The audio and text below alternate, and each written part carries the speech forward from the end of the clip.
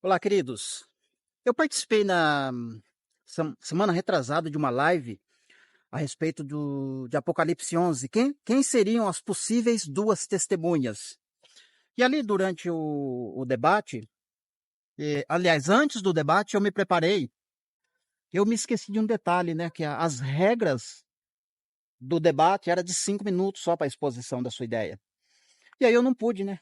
Colocar tudo que eu preparei ali para debater com o opositor. Só que aí eu tive que fazer um resumo, um grande resumo. Mas deu para atender a demanda no momento. Só que como eu já tinha preparado o conteúdo, eu falei, preciso fazer uma gravação. Então eu vou fazer essa gravação hoje a respeito de Apocalipse 11, dos corpos das duas testemunhas que estarão mortos. E em um outro momento eu quero falar da morte de Elias, de Moisés, de Enoque, onde eles estão, o que aconteceu, por que a carta aos Hebreus fala que uma vez só está destinado para o homem e vindo após isso o juízo. Então, para um outro momento, eu vou gravar sobre isso. Não vou pôr os dois aqui porque vai ficar grande o vídeo. Então, vamos lá. Apocalipse capítulo 11, versículo 8 diz, né? E os seus corpos ficarão estirados na praça da grande cidade, que espiritualmente se chama Sodoma e Egito, onde também o seu Senhor foi crucificado. Então, o texto ali está me fornecendo 4 lugares. Ainda que fala que é espiritualmente, mas tem 4 lugares. Jerusalém é um lugar.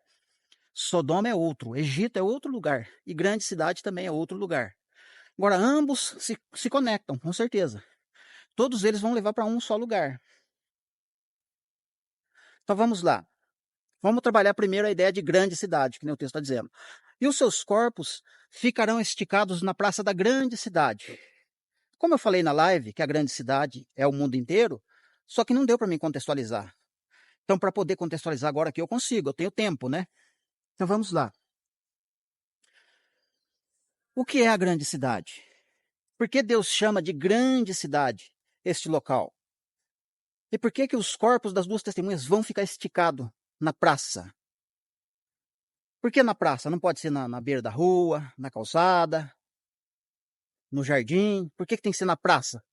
Porque praça é referência para falar o centro da cidade, sabe? Um comando, sabe? Um local ali, sabe? Ok. Então, para falar dessa grande cidade, a gente vai usar o profeta Jonas, a gente vai falar do profeta Miqueias e do profeta Naum. Os 3 falam da grande cidade. Tem outros que falam, mas aí precisa fazer um rodeio maior, né? Então, o primeiro é Jonas. A palavra fala que Deus falou a Jonas: se prepara, se levanta e vai e apregoa contra a grande cidade. Porque o seu pecado se agravou muito e chegou até a minha presença. Deus está prevendo o futuro da grande cidade, porque na época de Jonas não chegou. Porque se tivesse chegado a medida do pecado da grande cidade lá na presença de Deus, realmente, no tempo presente de Jonas, Deus teria que ter destruído a grande cidade. Porque lá em Apocalipse, Deus fala que o pecado chegou ao máximo. Agora sim, eu vou te dar a paga porque o seu pecado chegou no limite. Agora não dá mais para suportar, vou te destruir. Então começa por aí. Então Jonas vai e prega para essa grande cidade e não acontece nada. Inclusive o Jonas fica beiçudo. Deus falou e não cumpriu. Falou que ia destruir a cidade em 40 dias, mas não destruiu a cidade. E essa cidade, inclusive, precisa-se de 3 dias para atravessá-la. Ou seja, 3 milênios, né? Então, Jonas pregou para Nínive, Nínive se arrependeu e não foi destruída. Ao passo que Naum profetiza contra Nínive, só que a profecia de Naum leva para a última semana. É a mesma cidade. Os dois estão falando da mesma cidade, mas em tempos diferentes para cumprimento de profecias. E então Naum profetiza a queda da grande cidade, que é Nínive. Inclusive é encontrado sangue inocente nela, lá em Naum, a cidade ensanguentada. E Jesus, quando ele vai falar desses dois, ele não fala de Naum. Quando ele fala Jonas, ele está se referindo a Naum também. Porque olha a informação que Jesus fala. No dia do juízo, os ninivitas vão se levantar e vão acusar essa geração. Mas qual geração que eles vão julgar, vão condenar essa geração? É a geração que está negando Jesus.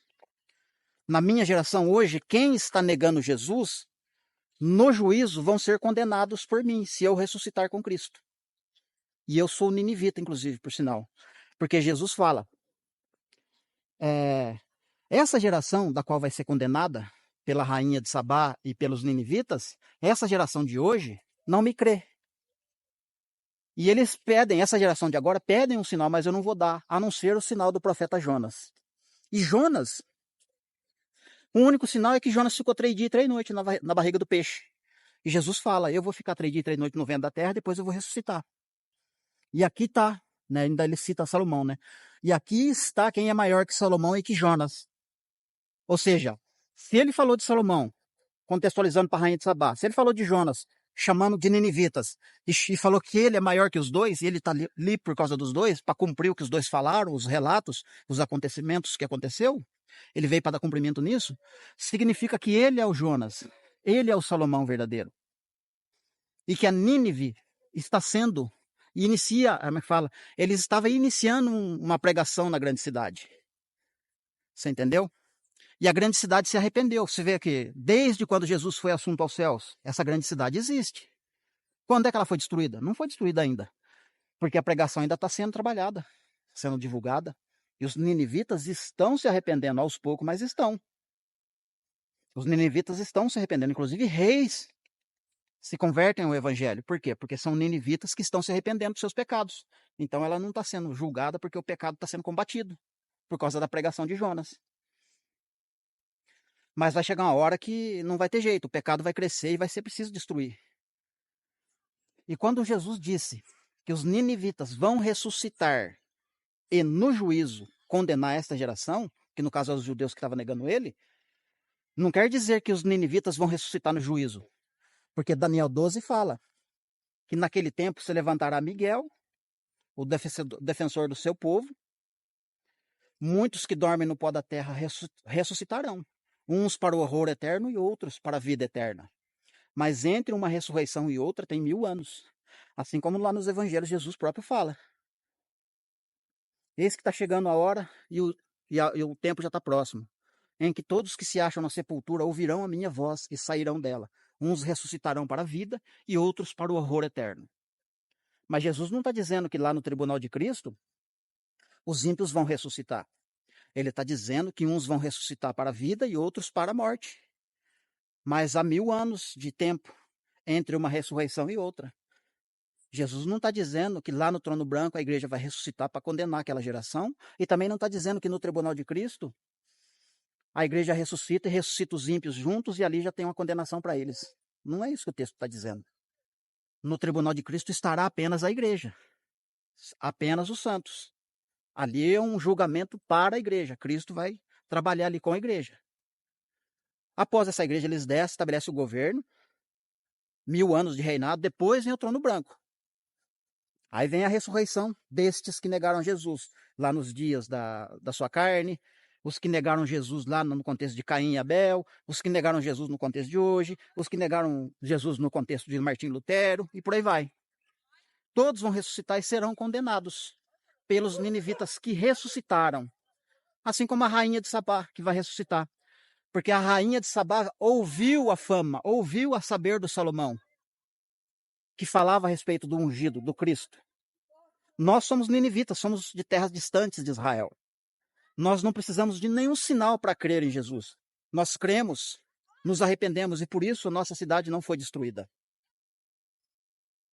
Ou seja, pela fé. Os judeus da época não creram, nem com sinais, mas eles pediam, apesar de Jesus estar fazendo muitos sinais para eles ali, mesmo assim eles pediam mais sinais ainda. Vocês entenderam? Agora, infelizmente existe um boato, um sussurro, uma conversa fiada de um calvinismo moderno por aí, dizendo que Jonas pregou para um determinado público para eles só se arrependerem e restarem como nações, para dar base ao fundamento da doutrina do calvinismo moderno. É um tal de Simbalá e Tobias. Gênesis e Gênesis, eu não sei direito. Estão falando isso, que os ninivitas foram predestinados para restar como nações, porque eles vão ressuscitar no trono branco. Usa o texto que eu citei, acabei de explicar para vocês, usa esse texto para falar que os ninivitas vão ressuscitar para condenar aquela geração. Isto é, como eles ressuscitam e aquela geração não ressuscita, se ressuscitar é para a morte, para condenação. Então, como que vai fazer? Então, essa é a doutrina deles. Simbalá e Tubia, Gênesis e Gêmeos, entre outros aí. Então, estão tentando fundamentar essa ideia. Mas desde o começo, quando começou, eu gravei. Vocês lembram, né? Eu gravei. Desde a primeira vez que eles gravaram, eu falei, isso aí não tá certo. Isso aí eu não ando com vocês, não. Eu não tô com vocês nisso aí, não. Mas eles insistiram, continuam insistindo e vão continuar insistindo, infelizmente. Porque agora eles, né, mergulharam de vez ali na questão dos PRs ali, e aí vai longe isso aí. Entrou para uma decadência aí, nesse aspecto, nessa visão, nessa doutrina, entrou em decadência. Outras coisas eles ainda estão sustentando. Outras verdades da palavra ainda estão sustentando. Ainda. Mas nessa aí, nesse ponto de eleição aí, infelizmente, entraram em decadência. Não tem mal o que fazer. Então, vocês percebem que quando o texto lá de Apocalipse 11 está dizendo, olha, e os seus corpos estarão na grande cidade. Quando fala da grande cidade, está falando de Nínive. Aonde que está Nínive? Ao norte de Israel. E Nínive é a capital da Babilônia. Foi a capital de Nabucodonosor, foi a capital de Nimrod, e vai ser a capital do anticristo, Nínive. Grande cidade. Ali vai ser o câmbio da grande cidade. Os seus corpos estarão estirados na praça. Como essa grande cidade vai estar interligada pela inteligência artificial, internet, etc., interligada a todas as outras nações, sim, então os corpos das duas testemunhas estarão esticadas na praça da grande cidade, que espiritualmente se chama Sodoma e Egito. Sodoma e Egito está ao sul de Israel, apontando para a besta do sul, como fala Isaías 30, se eu não me falha a memória aqui. Então é a besta do sul, onde também há uma ramificação pela rede de internet, pelos livros escritos e doutrinas de homens espalhados pelo mundo inteiro. Coisas do Egito, doutrinas, inclusive o famoso Sodoma e Gomorra, né? Que é o mundo homossexual. Todo tipo de depravação imoral está ali. Então vocês percebem que está falando grande cidade, que espiritualmente se chama Sodoma e Egito. Ou seja, as três estão ligadas a um só pensamento. Onde também o seu Senhor foi crucificado, porque em Jerusalém também estarão duas testemunhas, ou seja, duas testemunhas pregando o arrependimento para o povo. Como esse povo a gente já está profetizado que eles não querem nada com relação a Cristo, palavra de Deus, evangelho, então elas vão recusar o chamado. Não só recusar, como vão se opor e matar as duas testemunhas. E não vão permitir que elas sejam enterradas por 3 dias e meio. Que no caso é 3 anos e meio, né? Porque se é uma semana profética. Uma semana profética está falando de 7 anos, metade da semana é 3 anos e meio. Assim como uma semana literal tem 7 dias. Você corta a semana no meio, dá 3 dias e meio. Correto? Então, queridos, finalizando aqui essa parte de Apocalipse 11 com relação à explicação de grande cidade, que espiritualmente se chama Sodoma e Egito, onde também o seu Senhor foi crucificado. Lembrando que lá na carta aos Hebreus, o próprio escritor aos Hebreus fala que Cristo foi crucificado fora das portas, fora do arraial. Saiamos também ao seu encontro, para sofrer junto com ele os seus vitupérios, né? Ou seja, exatamente em Jerusalém, Jesus não foi crucificado. Ele foi crucificado fora. Ele foi espancado, foi humilhado, foi ali chicoteado lá dentro da cidade, mas morto mesmo, ele morreu fora do arraial. Entende? Fora do arraial. Beleza, queridos? Então, que Deus abençoe, um forte abraço.